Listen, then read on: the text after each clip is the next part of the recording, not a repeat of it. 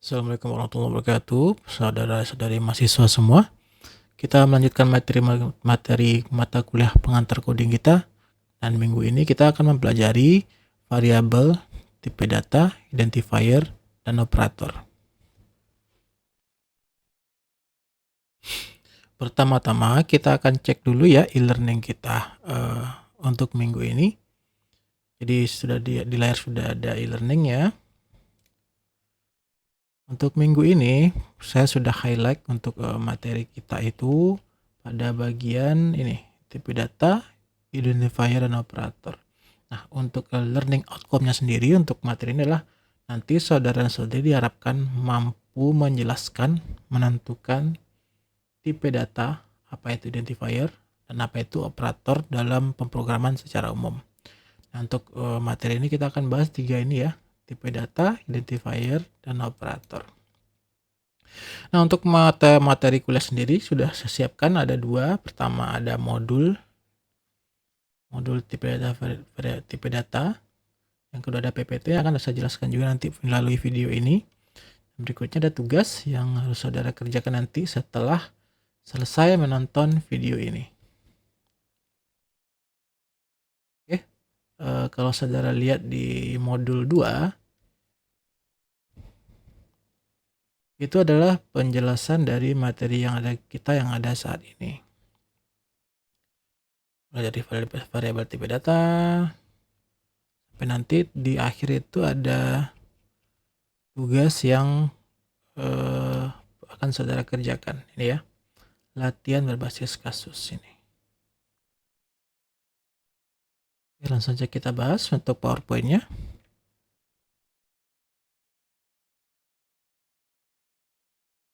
Oke, untuk minggu ini kita akan bahas pertama topik kita adalah tipe data, kemudian ada variabel. Nah, di tipe data ini ada tipe data void juga. Kita akan bahas juga terkait identifier, dan berikutnya ada operator dan operan. Apa itu? Mari kita bahas satu persatu.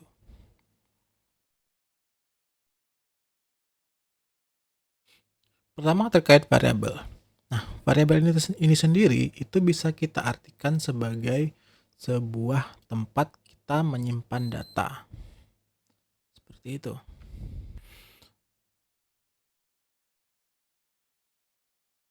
Sementara tipe data adalah jenis nilai yang akan kita simpan dalam variabel tersebut. Nah, kalau saudara lihat di layar, tipe data kita bisa ibaratkan dengan bentuk dari data ini, ada yang bentuk segitiga, ada yang bentuk persegi 4, ada yang bentuk bulat. Nah, itu masing-masing data memiliki tipe data masing-masing. Nah, variabel adalah tempat kita menaruh tipe datanya. Contohnya di pelajaran matematika ya, masih saudara pasti ingat, ada variabel X, ada variabel Y. Nah, mirip seperti itu.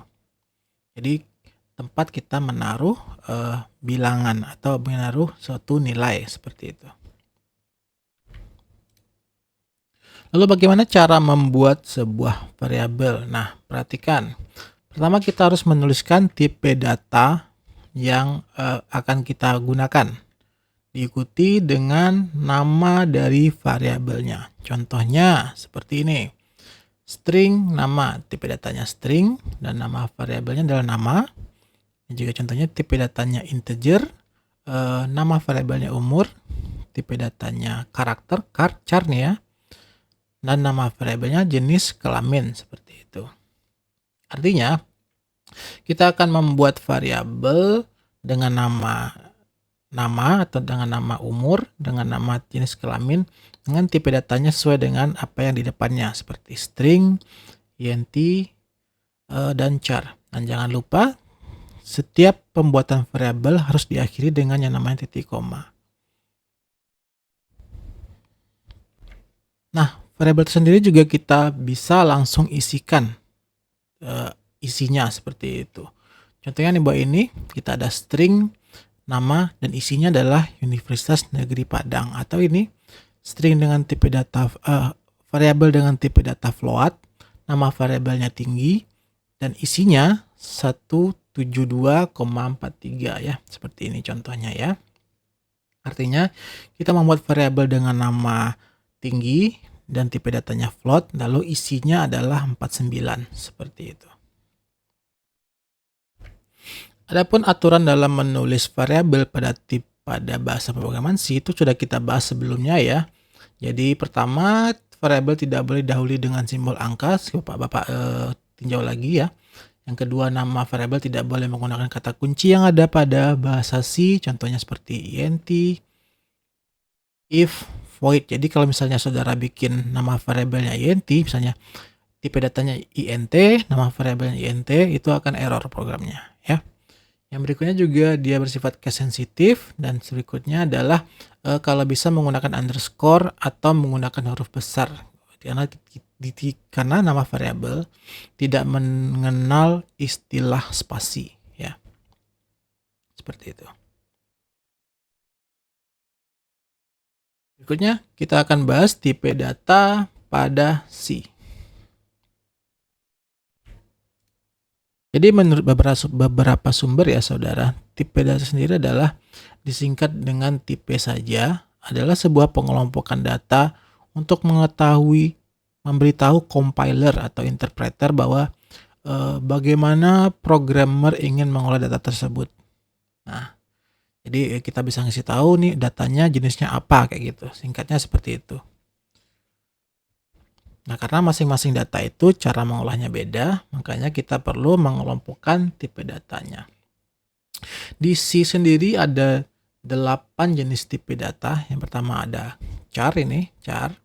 Kedua ada integer. Ketiga ada float. Ada lagi tipe data array, structure, pointer.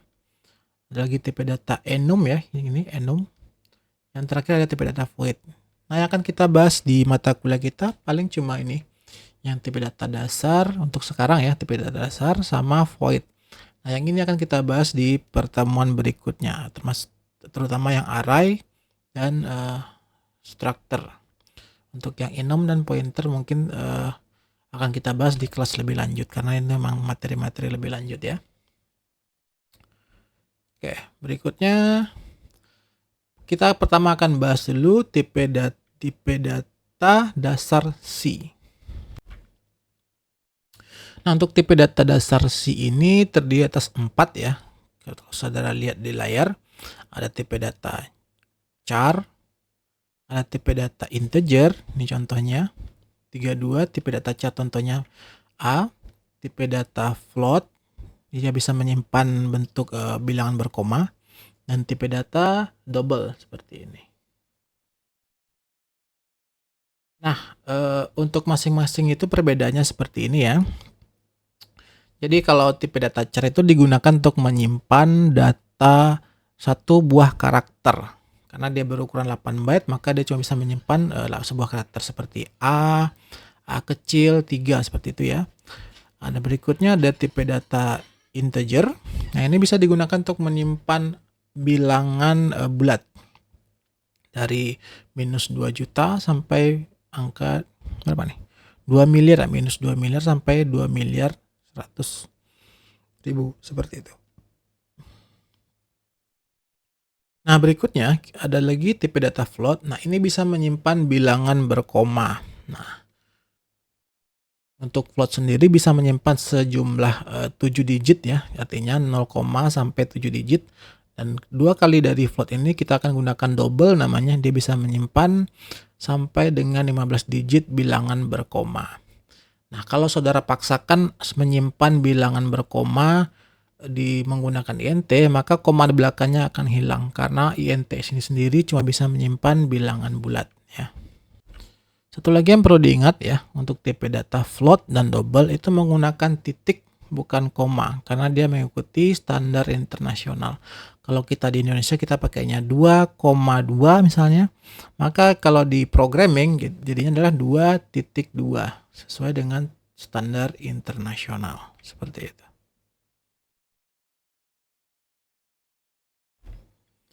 Berikutnya kita akan bahas tipe data selanjutnya, ada tipe data void. Nah, tipe data void ini sebenarnya kita gunakan untuk menyatakan data keadaan dari sebuah data, seperti itu.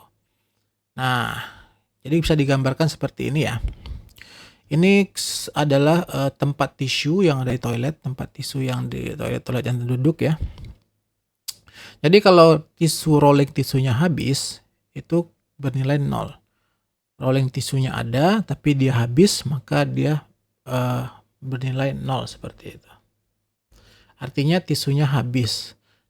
Nah, kalau 0, rolling tisunya nggak ada. Artinya memang datanya itu tidak ada seperti itu, nilainya tidak ada. Tapi kalau yang sebelah, datanya ada tapi dia bernilai 0. Datanya ada tapi dia bernilai 0 seperti itu. Ada data tapi angkanya adalah 0 seperti itu. Sementara kalau 0, data tidak ada sama sekali. Memang tidak ada data sama sekali. Ada lagi tipe yang ketiga, ini identified, tempat datanya tidak ada seperti itu. Jadi memang datanya itu tidak bisa didefinisikan. Beda dengan 0 yang bisa didefinisikan bahwa datanya tidak ada. Nah, ini tidak bisa didefinisikan. Nah, untuk yang identified ini sendiri akan muncul di bahasa pemrograman yang lain ya. Untuk di C tidak ada identified. Adanya cuma 0 atau kosong seperti itu.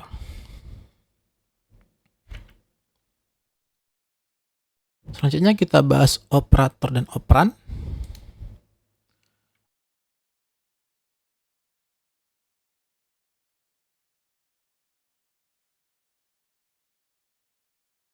Operator itu adalah sebuah simbol. Yaitu simbol yang kita gunakan untuk melakukan operasi tertentu. Contohnya, kita ingin menjumlahkan variabel X dengan Y. Maka kita akan gunakan penjumlahan. Atau di gambar ini kita akan menjumlahkan variabel A dengan B. Maka kita gunakan simbol yang penjumlahan yang ini. Maka hasilnya kita simpan ke C ya, seperti ini. Nah, operator yang pertama itu ada operator aritmatika ya, saudara. Nah, ini sesuai dengan standar matematika pada umumnya. Kalau pengurangan menggunakan ini, minus. Kalau perkalian menggunakan bintang. Pembagian kita menggunakan ini, backslash ya. Nah, sisa bagi kita gunakan persen yang ini. Kalau saudara lihat di sebelah kanan ini adalah contoh dari penggunaannya ya. A ditambah B, A dikurang B, A dikali B, A dibagi B, A sisa bagi B. Nah, hasilnya bisa dilihat di sebelah sini. Nah, yang ini ya. Misalnya kita inputkan bilangan A itu 7 dan bilangan B-nya adalah 2. Maka hasilnya bisa dilihat A ditambah B 9 seperti ini ya. A dikurang B 5, 7 dikurang 2 5. A dikali B 7 dikali 2 14. A dibagi B 7 dibagi 2 3. Nah, kenapa 3? Karena kita menggunakan tipe data integer. Ingat yang tadi tipe data integer. Nah, ini kan integer. Makanya bilangan berkoma tidak akan muncul karena bilangan tipe data integer cuma bisa kita gunakan untuk menyimpan bilangan bulat. Nah, hasilnya seperti ini. Jadi tidak muncul angka di belakang komanya. Kalau mau muncul angka di belakang komanya, ganti tipe datanya menjadi float. Terakhir untuk sisa bagi, A sisa bagi B sama dengan 2. Seperti itu.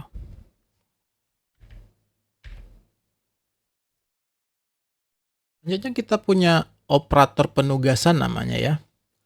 Atau bahasa Inggrisnya assignment operator. Itu merupakan sebuah operator yang memberikan tugas pada variabel atau biasanya kita gunakan untuk mengisi nilai dari variabel. Nah, ada banyak sebenarnya. Yang pertama yang paling sering kita gunakan ini sama dengan, yaitu kita menyatakan bahwa variabel itu isinya sama dengan ini seperti itu. Ya. Yang kedua ada tambah sama dengan, artinya kita menambahkan apa yang ada dalam variabel itu dengan nilai yang baru seperti itu. Nah, kebalikannya minus sama dengan ini kita mengurangi apa yang ada dalam variabel itu dengan bilangan yang kita inisiasikan, nilai yang baru seperti itu. Sama juga dengan perkalian, pembagian, sisa bagi. Nah, ini yang shift left ini gunanya untuk menggeser dari sisi bilangan biner nih. Dan jarang sebenarnya kita gunakan. Yang ini jarang kita gunakan, ini jarang kita gunakan karena ini melibatkan operasi bilangan biner. Nah, kalau dan sama dengan ini melibatkan operasi bitwise AND, ini bitwise OR, yang ini bitwise XOR. Ini kalau saudara belajar gerbang logika nanti akan kepake yang ini nih. Tapi kalau tidak, maka yang paling sering akan digunakan paling yang di atas ini. Ya. Oke, seperti itu. Contohnya ada di gambar sebelah kita ini ya. Nah, perhatikan ya, di sini kita ada sebuah contoh program. Coba Pak zoom dulu. Nah, seperti itu.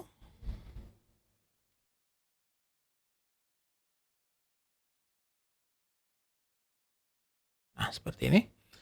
Kita punya bilangan A5. Kita punya variabel B 10.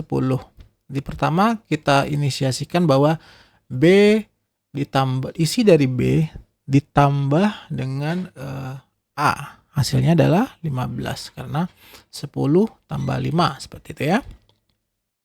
Yang ini isi dari B kita kurangi dengan nilai A. Hasilnya adalah 10 karena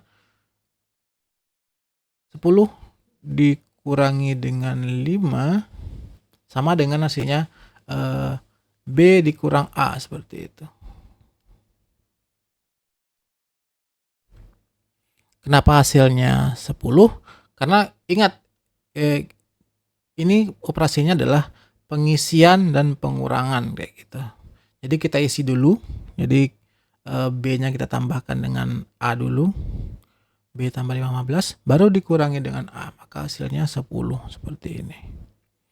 Nah, kalau ini isi dari B kita kalikan dengan 5, maka hasilnya adalah 50.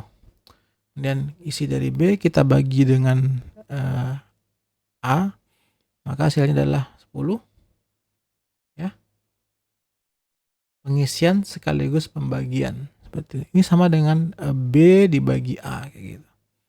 Dan terakhir adalah pengisian sekaligus sisa bagi, hasilnya adalah 0.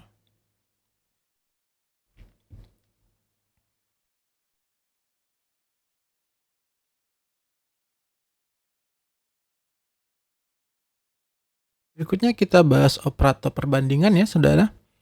Nah, di operator perbandingan ini adalah operator yang kita gunakan untuk membandingkan dua buah nilai. Nah, seperti itu. Dia responnya atau hasilnya adalah sebuah bilangan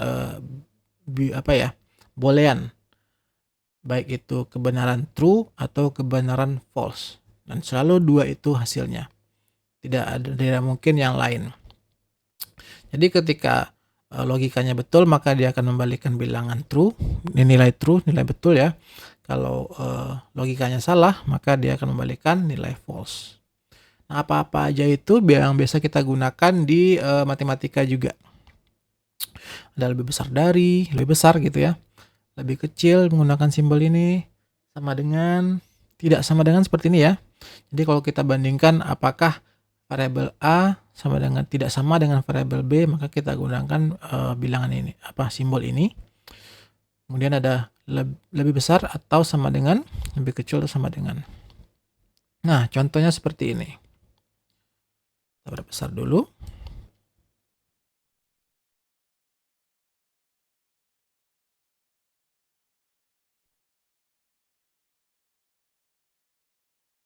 Oke, sudah kelihatan ya.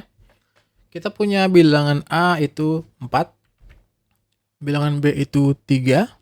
Nah, di sini kita bandingkan apakah A besar dari B, apakah 4 besar dari 3. Karena dia bernilai benar, maka dia akan membalikan nilai angka 1. Dan 1 ini mewakili boolean true. Nah, kalau dia berikutnya kita akan membandingkan lagi dengan kecil dari, lebih kecil ya. A apakah lebih kecil dari B? Sama dengan 0 karena dia bernilai false, artinya tidak betul ya. Berikutnya ada lagi, apakah A besar atau sama dengan B? Betul ya, 4 besar atau sama dengan 3. Berikutnya, apakah A kecil atau sama dengan B? Maka dia bernilai false. Satu lagi, apakah A sama dengan B? Nah, ini ingat, sama dengannya 2 nih. Jadi, apakah A sama dengan B? Apakah 4 sama dengan 3? Tidak, karena 4 tidak sama dengan 3, maka hasilnya adalah ini, 0. Dan terakhir, ini kebalikan dari yang tadi. Apakah A tidak sama dengan B? Apakah 4 tidak sama dengan 3? Betul, 4 tidak sama dengan 3, maka hasilnya adalah 1. Yaitu bernilai kebenaran, bernilai true ya, seperti itu.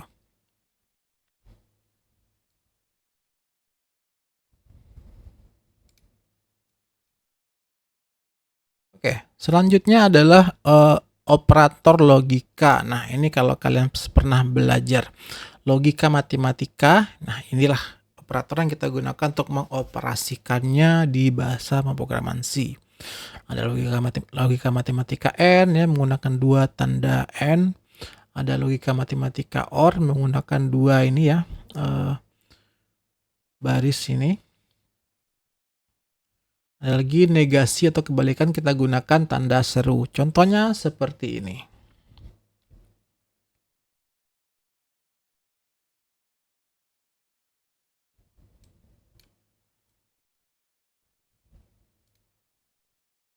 Di sini kita gunakan 2 buah variabel. Variabel A itu menyatakan kebenaran true, diwakili dengan angka 1.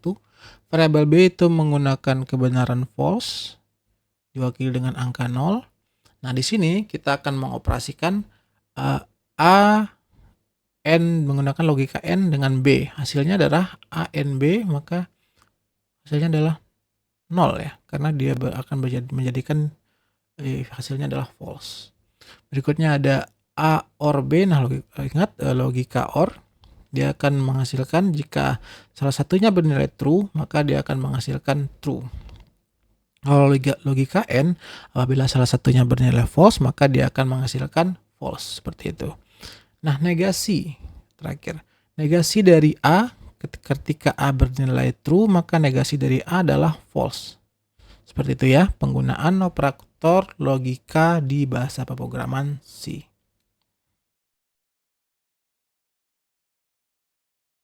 Selanjutnya kita bahas operator bitwise. Nah, operator bitwise ini ya operator yang sangat jarang kita gunakan sebenarnya, karena ini melibatkan operasi bilangan biner. Nah, kalau kalian pernah mencobakan operasi bilangan biner, mungkin akan bermanfaat untuk kalian. Tapi kalau tidak, ya saya rasa jarang sekali akan kalian gunakan, karena Bapak sendiri juga jarang menggunakan ini kecuali di kelas pemrograman ya sebenarnya ya. Nah, walaupun seperti itu tetap kita pelajari untuk pengetahuan kita. Oke, ini untuk operator bitwise sendiri ada beberapa operator yang bisa kita gunakan. Pertama ada N. Ingat, ini kalau N bitwise dengan N di gerbang logika itu berbeda ya. Yang satu menggunakan double N, yang satu menggunakan hanya 1 N. Dan ingat, untuk bitwise ini operasinya menggunakan bilangan biner. Jadi tidak sama dengan operasi logika tadi yang menggunakan logika true atau false. Ini bilangan biner dari angka itu yang kita operasikan, seperti itu. Ini contohnya kita gunakan satu aja kita contohkan ya. Ini ada variabel A isinya adalah 6, ada variabel B isinya adalah 3. Dan itu kita operasikan dengan operator bitwise N, hasilnya adalah 2. Nah, prosesnya kurang lebih seperti ini ya. Yang 6 ini bilangan binernya adalah 0, 1, 1, 0. Coba Bapak besar dulu. Lebih kelihatan. Nah, ini. Bilangan 6 ini kalau kita konversikan ke bilangan biner, dia akan menjadi 0, 1, 1, 0. Bilangan 3 kalau kita konversikan ke dalam bilangan biner, dia akan menjadi 0, 0, 1, 1. Nah, ini kalau kita operasikan menggunakan bitwise N ini ya, maka hasilnya adalah 0 tambah 1 jadi 0. 1 di N-kan dengan 1, hasilnya 1. 1 di N-kan dengan 0, hasilnya 0. 0 di n kan dengan 0, hasilnya adalah 0. Maka bilangan biner yang baru adalah 0, 0, 1, 0. Itu merupakan representasi dari bilangan biner 2. Nah, seperti itulah kurang lebih operasi bitwise, karena operasinya menggunakan bilangan biner seperti itu. Nah, terakhir saudara, ini adalah operator lain-lain. Nah, operator yang sebenarnya kita gunakan untuk memudahkan operasi, memudahkan kegiatan pemrograman kita ya, seperti itu. Nah, apa-apa aja itu operatornya, yaitu bisa saudara lihat di layar saudara. Di sebelah kiri kita itu ada, pertama ada operator N yang kita gunakan untuk mengakses alamat memori dari sebuah variabel.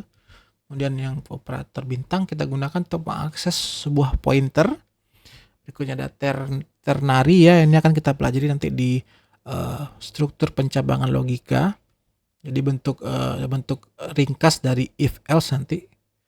Ada lagi increment, ada lagi decrement. Nah, increment ini fungsinya adalah untuk menambahkan nilai yang ada di sebuah integer dengan angka 1. Nah, ini akan sangat bermanfaat nanti ketika kalian belajar struktur kontrol perulangan seperti itu. Karena ada proses yang menambahkan dengan bilangan 1. Nah, kita akan sering menggunakan operator increment ini dan decrement ini. Nah, contohnya seperti ini ya di depan layar kalian. Di sini ada sebuah program yang kita akan menginisiasikan sebuah variabel A berisi dengan tipe data integer berisi nilai 4. Kita gunakan operator increment ya, 1. A tambah-tambah hasilnya adalah 5. Karena operator ini akan menambahkan variabel itu dengan angka 1. Seperti ini. Kalau tambah-tambah A,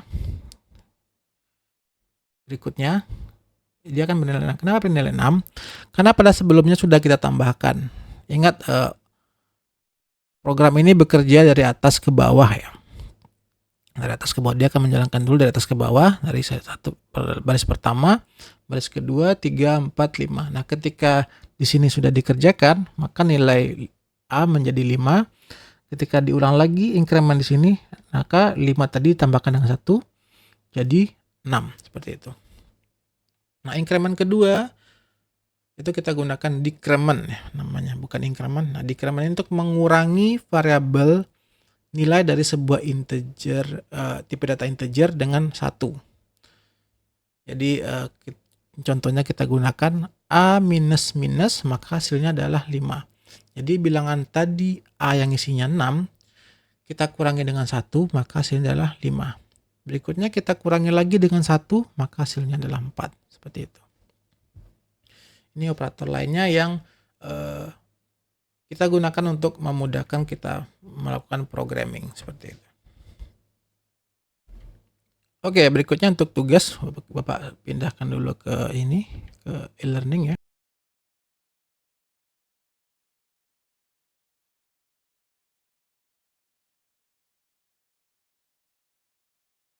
Nah, ini dia e-learning kita. Silakan saudara baca perintah dengan baik. Untuk mencoba berbagai variabel tipe data, identifier dan operator, silakan buat contoh program berikut, kemudian kumpulkan hasilnya menggunakan template yang sudah disediakan. Nah, silakan saudara ketik ulang ini di IDE online yang sudah kita bahas minggu lalu ya, ketik ulang semuanya. Di sini kita menggunakan 3 buah variabel. Pertama variabel char yang berisi 50 karakter, variabel integer, tipe data integer yang kita gunakan untuk menyimpan umur, kemudian kita gunakan tipe data karakter yang kita simpan untuk menyimpan sebuah karakter untuk merepresentasikan jenis kelamin, seperti itu.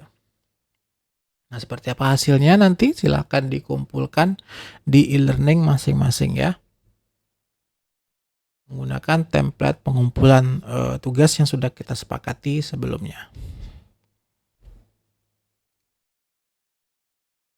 Baik, demikian perkuliahan kita minggu ini ya. Jika ada pertanyaan silakan diajukan di e-learning, di forum e-learning, atau juga bisa di grup mata kuliah kita. Nanti akan kita bahas bersama-sama dengan harapan nanti bisa kita pecahkan bersama dan dengan jawaban yang sesimpel dan semudah mungkin. Terima kasih atas waktunya. Assalamualaikum warahmatullahi wabarakatuh.